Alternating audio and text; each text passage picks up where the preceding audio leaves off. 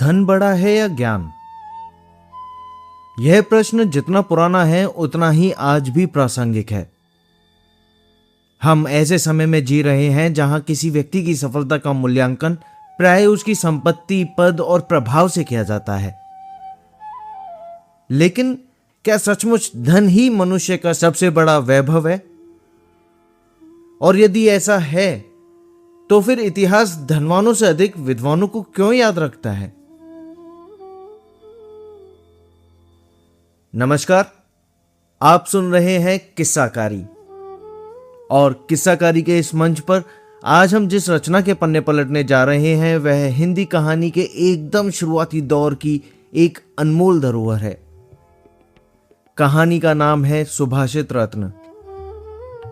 इसके रचयिता हिंदी कहानी साहित्य जगत के अग्रणी हस्ताक्षर पंडित माधवराव सप्रे जी हैं और बहुत कम लोग जानते हैं कि उनकी सुप्रसिद्ध कहानी एक टोकरी भर मिट्टी से भी पहले जनवरी सन 1900 में यह रचना छत्तीसगढ़ मित्र नामक पत्रिका में प्रकाशित हुई थी।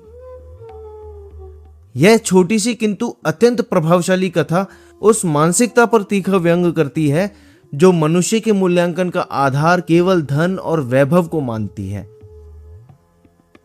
कहानी एक निर्धन किंतु स्वाभिमानी विद्वान और एक संपन्न किंतु अहंकारी धनिक के संवाद के माध्यम से यह प्रश्न उठाती है कि वास्तव में मनुष्य का सबसे बड़ा रत्न क्या है।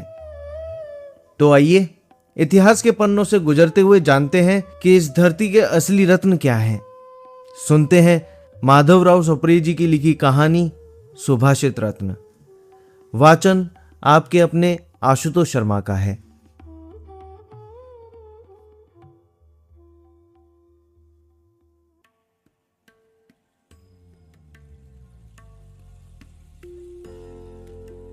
एक दिन एक विद्वान ब्राह्मण किसी धनवान मनुष्य के पास गया और कहने लगा, महाराज, मैं कुटुंब वत्सल पंडित हूं।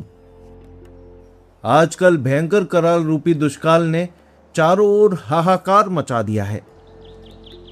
अन्न महंगा हो जाने के कारण अपना चरितार्थ नहीं चला सकता हूं। आप श्रीमान हैं, परमेश्वर ने आपको अटूट संपत्ति दी है। कृपया करके मुझे अपना आश्रय दीजिए।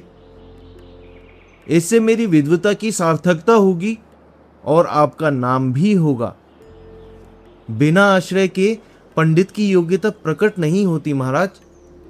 कहा भी है कि बिना आश्रय न शोभत पंडिता वनिता लता, अर्थात पंडित, वनिता और लता बिना आश्रय के शोभा को प्राप्त नहीं होते। अतएव हे महाराज, मुझे आश्रयदान दे यश संपादन कीजिए। पंडित जी का उक्त प्रस्ताव सुनकर धनिक महाशय ने कहा, पंडित जी सुनो, द्रव्य प्राप्ति के लिए हमें कई प्रकार के उद्योग करने पड़ते हैं। हमारे परिश्रम से कमाए हुए धन में तुम्हारा क्या हक है? हर एक मनुष्य को चाहिए कि स्वयं पराक्रम से द्रव्यार्जन करे। निरुद्योगी मनुष्य को आश्रय देने से देश में आलस की वृद्धि होती है। क्या तुमने पाश्चात्य लोगों का मत नहीं सुना? तुम तो बड़े विद्वान हो, फिर दरिद्र की नाई भीख क्यों मांगते हो? जो विद्या तुमने सीखी है उसके बल पर कुछ रोजगार करो, नहीं तो नौकरी करो। सच है, पंडित जी ने कहा। महाराज, सच है। आप बहुत ठीक कहते हैं। हम विद्वान होकर ऐसे दरिद्र क्यों हैं? इस बात की शंका जैसे आपको आई वैसे मुझे भी आई थी। इस शंका का निवारण करने के लिए एक दिन मैं प्रत्यक्ष लक्ष्मी के पास गया और उससे पूछा कि हे पद्य मूर्जने ददासी द्रविणम विद्वत्सु किम मत्सरो। हे लक्ष्मी, तू ऐसे मूढ़जनों को द्रव्य देती है और विद्वानों को नहीं देती, तो क्या तू विद्वानों से द्वेष करती है? इस पर लक्ष्मी जी ने उत्तर दिया कि हे ब्राह्मण, नाहम मत्सृणी न चापी चपला नैवास्ति मूर्खे रति है। मूर्खभ्यो द्रविणम ददामी नितराम तत्कारणम श्रूयताम। विद्वान सर्वजनेषु पूजित तनुर्मूर्खस्य नान्याः गतिः। मैं विद्वानों को मत्सर नहीं करती, मैं चंचल भी नहीं हूं और ना मैं मूर्खों पर प्रेम रखती हूं, परंतु मूर्ख मनुष्य को नितराम में द्रव्य दिया करती हूं। उसका जो कारण है वह सुनो। विद्वान लोगों की तो सर्वत्र पूजा हुआ करती है और मूर्खों को कोई नहीं पूछता।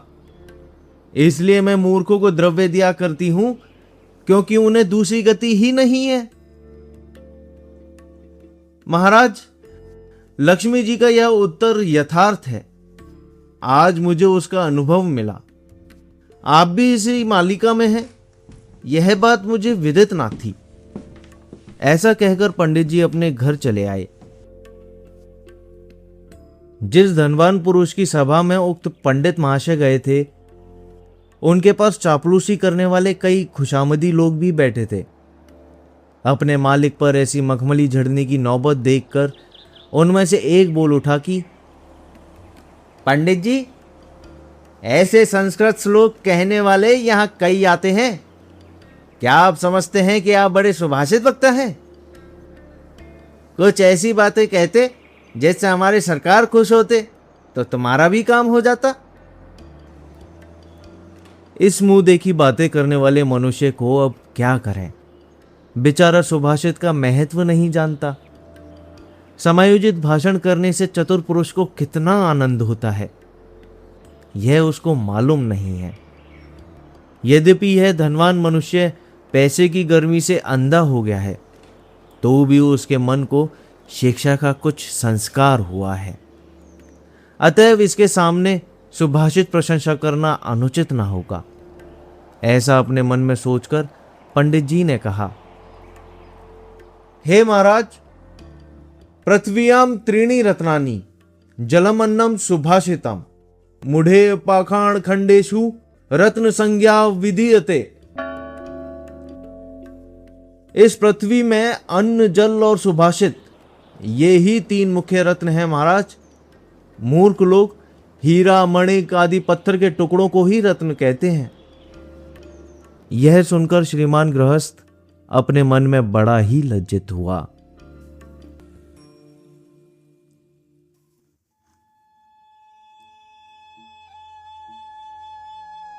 कहानी समाप्त हो गई, लेकिन अपने पीछे एक ऐसा प्रश्न छोड़ जाती है जो शायद हर युग के समाज से पूछा जाना चाहिए। विद्वान ब्राह्मण के पास धन नहीं था, लेकिन उसके पास विचारों की समृद्धि थी। दूसरी ओर धनवान व्यक्ति के पास अपार संपत्ति थी, परंतु वह अपने अहंकार के कारण उस ज्ञान को पहचान ही नहीं पा रहा था जो उसके सामने खड़ा था। आज भी क्या स्थिति बहुत अलग है?